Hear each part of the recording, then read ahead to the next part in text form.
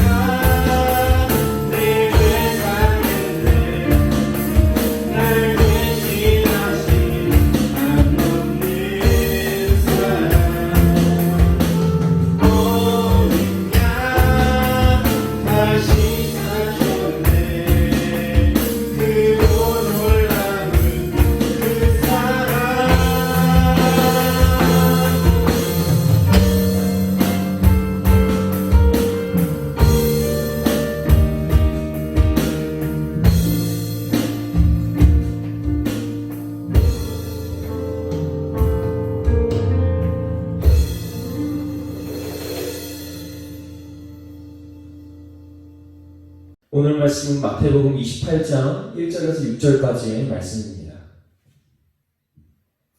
마태복음 28장 1절에서 6절까지의 말씀을 제가 봉독하도록 하겠습니다. 안식일이 다 지나고 안식 후 첫날이 되려는 새벽에 막달라 마리아와 다른 마리아가 무덤을 보려고 갔더니 큰 지진이 나며 주의 천사가 하늘로부터 내려와 돌을 굴려내고 그 위에 앉았는데 그 형상이 번개 같고 그 옷은 눈같이 희거늘 지키던 자들이 그를 무서워하며 떨며 죽은 사람과 같이 되었더라. 천사가 여자들에게 말하여 이르되 너희는 무서워하지 말라. 십자가에 못 박히신 예수를 너희가 찾는 줄을 내가 아노라. 그가 여기 계시지 않고 그가 말씀하시던 대로 살아나셨느니라. 와서 그가 누우셨던 곳을 보라. 아멘. 네, 오늘은 새로운 국적이라는 제목으로 하나님 말씀을 전하겠습니다. 코로나의 열기가 식을 줄 모르는 이때에 또 사회적 거리두기 운동이 더 연장된 이때에 일상의 빈자리는 더 이상 어색하지 않게 되었습니다. 대중교통의 빈자리, 또 공원의 빈자리, 또 심지어 PC방의 빈자리, 그리고 교회의 빈자리. 처음 영상 예배를 드리기 시작했을 때 목사님과 저희들은 따로 예배를 드렸습니다. 그때 우리 옆자리는 너무나 공허했습니다. 주일에 막자지껄하게 아이들이 돌아다니고 또 성도님들이 돌아다니던 때가 지난주였는데 하면서 모두가 어리둥절했습니다. 그리고 지난주부터 대예배가 교회에서 드려지기 시작했습니다. 아직 빈자리가 있지만 그 빈자리가 채워질 때까지는 시간이 걸릴 줄로 압니다. 그때까지 각자의 자리에서 정성스럽게 예배드리고 또 교회 학교도 하루속히 예배가 회복되어지기를 소망합니다. 그리고 빈자리 하면 떠오르는 것이 하나 있습니다. 그것은 평화의 소녀상인데 일본군으로부터 성착취를 당했던 할머니들을 상징하는 조형물이자 또 일제의 만행을 고발하는 의미를 가지고 있습니다.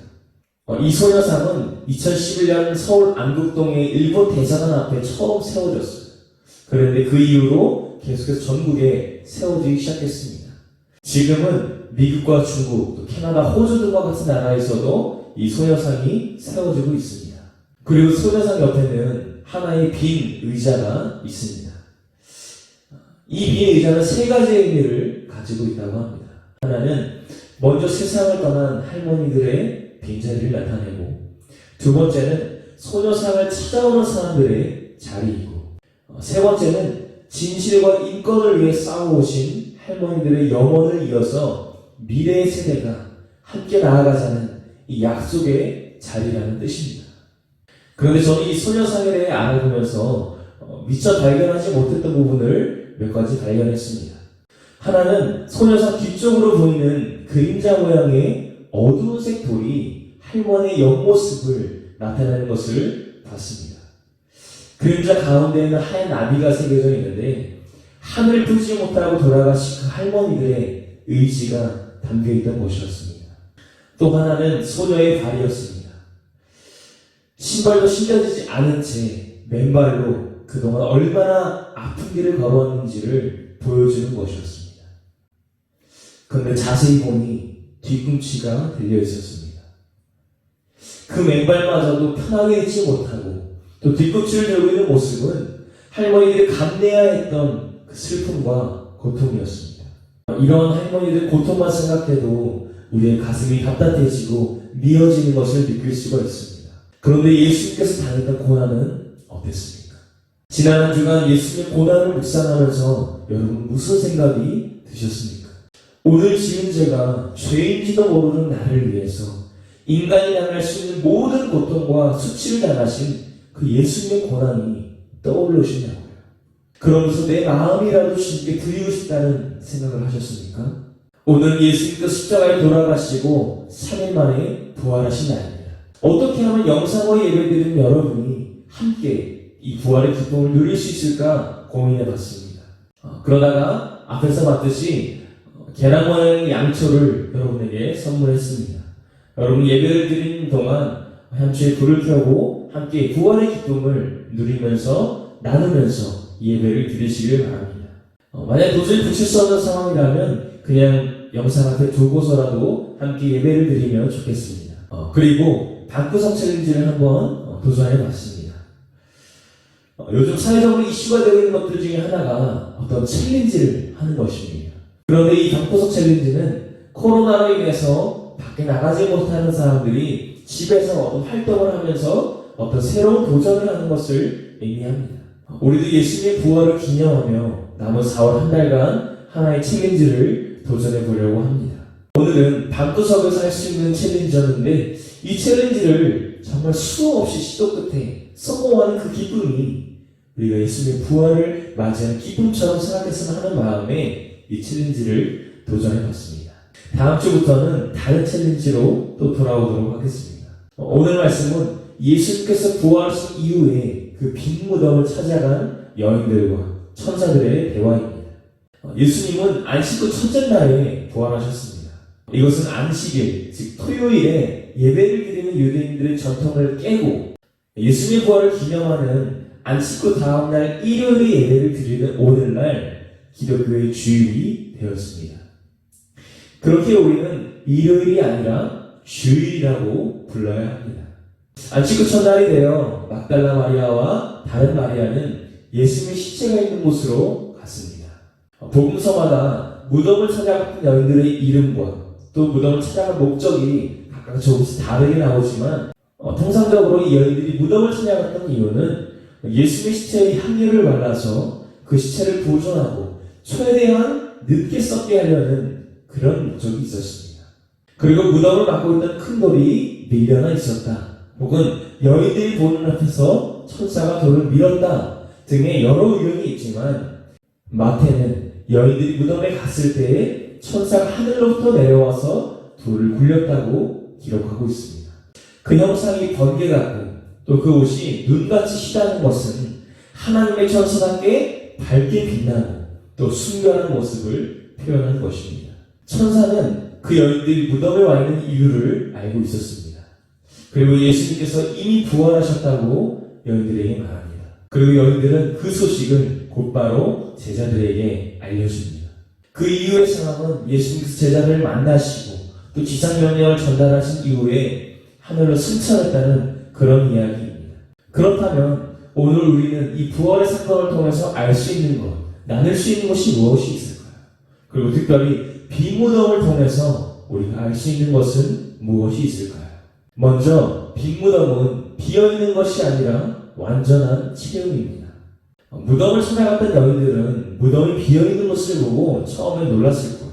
아마도 대제사장들과 바리새인들이 빌라도에게 했던 요청이 하나 있었어요.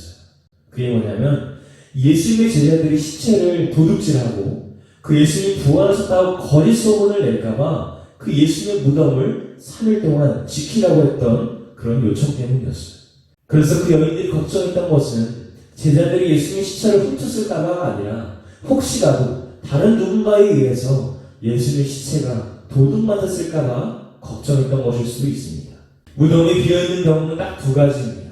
누군가로부터 도구를 당해서 없어지거나 무덤에 있던 사람이 스스로 걸어나온 경우입니다. 아무리 요즘 좀비물이 유행이라고는 하지만 무덤 속에 있는 사람이 스스로 나올 수 있는 경우는 없습니다. 그러나 딱 한 가지의 경우, 예수님만이 그것을 가능케 하셨습니다. 예수님의 무덤이 비어있다는 것은 죄로 인해서 영원한 형벌에서 벗어날 수 없는 우리를 구원해 주신 사랑의 은혜가 가득 참을 오히려 반대로 증명하는 것입니다. 우리는 누군가를 너무나 사랑한다면 그 사람에게 내게 있는 모든 것을 주어서라도 사랑을 표현하려고 합니다. 꼭 눈에 보이는 것이 아니더라도 시간이나 정성, 마음 같은 것들이 있습니다. 예수님은 십자가에 달리시고 죽으심으로 우리에게 자신을 내어주셨고 또 무덤을 비우심으로 즉 부활하심으로 죄악의 권세를 이기시고 우리에게 구원을 베풀어 주셨습니다. 그렇기에 빈 무덤은 완전한 사랑의 체험을 의미합니다. 두 번째로 빈 무덤은 예수님의 말씀을 기억나게 합니다. 여인들이 예수님의 무덤 앞에 왔을 때 천사가 한 말이 있습니다. 그가 말씀하시던 대로 살아나셨습니다. 말씀하시던 대로 살아나셨다는 거예요. 예수님께서 제자들에게 하셨던 말씀이 있었습니다. 이 성전을 헐라 내가 사흘 동안에 일으키리라. 인자가 죽임을 당하고 사흘 만에 살아나야 할 것을 등 예수님께서 죽으신 이후에 3일 안에 살아나실 것을 여러 번 미리 말씀하셨습니다. 그런데 예수님께서 돌아가시고 모든 제자들이 도망갔습니다. 그리고 여인들은 안식일이 지나고 예수님의 시체를 보존하러 왔다가 부활의 소식을 듣게 됩니다. 그리고 평소에 하셨던 예수님의 말씀이 그제서야 생각나게 된 겁니다. 누가복음에서는 이 소식을 들은 베드로가 바로 무덤을 향해 달려간다고 기록합니다. 그리고 무덤 속에 예수님의 시체가 없고 또 세마포만 놓여있음을 베드로는 직접 눈으로 확인하게 됩니다. 베드로는 자신의 눈으로 확인하지 않으면 인정할 수 없겠다는 마음에 달려갔을 수도 있어요. 그러나 예수님을 부인했던 과거가 떠올라서 예수님의 부활의 흔적을 찾아 나서볼 수도 있습니다. 눈으로 직접 확인할 수 있는 역사적 사실이기 때문에 이것을 도저히 부인할 수 없었던 겁니다. 이처럼 빈 무덤, 예수님의 부활은 우리로 하여금 과거의 죄를 깨닫게 하기도 합니다. 예수님의 말씀을 기억나기도 합니다. 우리는 부활을 직접 경험하지는 못했지만 복음을 위해서 목숨을 바쳤던 신앙의 성도들이 있어요. 신앙의 성도들이 왜 그렇게 눈에도 보이지 않는 복음을 위해 싸우고 또 투쟁했는지를 우리는 미루어 짐작할 수 있습니다. 그것은 그 복음이 진짜였기 때문입니다. 아무리 부정하려고 해도 부정할 수 없는 진짜 복음이었기 때문입니다.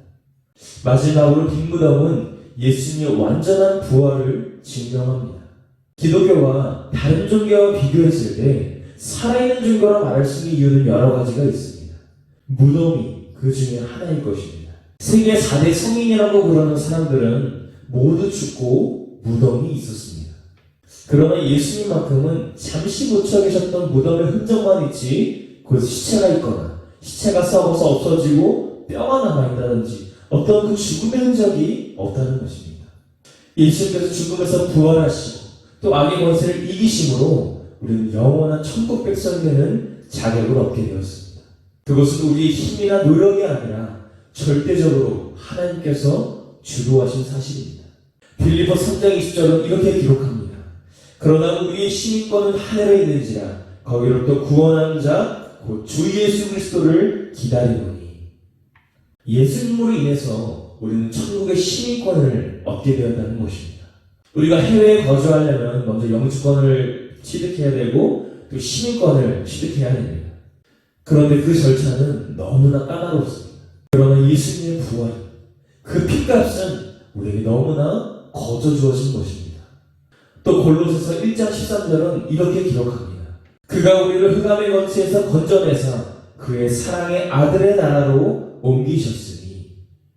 예수님께서 우리를 영원한 어둠에서 건져주셨기에 우리의 생명이 하나님 나라인 천국에 옮겨졌다는 것입니다. 원죄로 인해서 지옥에 갈 수밖에 없었던 우리의 신변이 천국으로 옮겨졌다는 것입니다. 천국이라는 새로운 국적을 얻게 된 것입니다. 예수님의 빈 무덤 그리고 그 부활은 우리에게 쓸쓸한 공허함이 아니라 생명으로 다가왔습니다. 또한 죽음과 고통만이 가득한 지옥으로 갈 영혼이 천국으로 가게 되었다는 것입니다. 사랑하는 청소년부 여러분, 그런데 이 구원을 우리는 너무나 쉽게 생각할 때가 있습니다.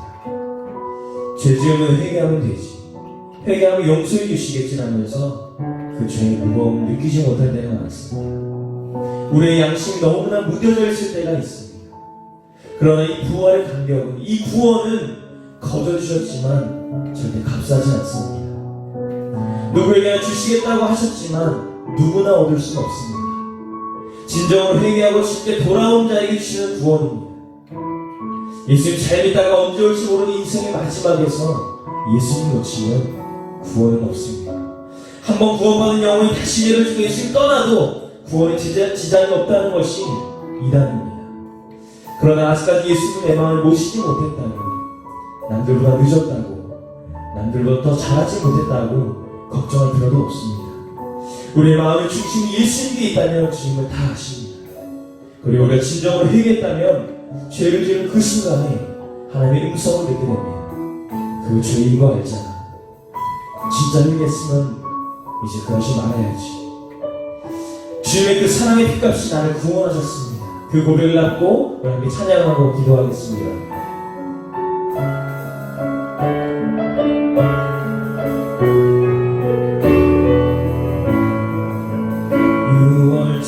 어린 양의 피로 나의 삶의 문이 열렸네. 저둠의 권세는 힘이 없네. 주 보혈의 능력으로 원수가 날 정죄할 때에도 난 이렇게 설 수 있네. 난 더 이상 정죄함 없네. 난 주 보혈 아래 있네. 난 주 보혈 아래 있네. 그 피로 내 죄 사했네. 하나님의 날 거룩해 하시옵네. 난 주 보혈 아래 있네.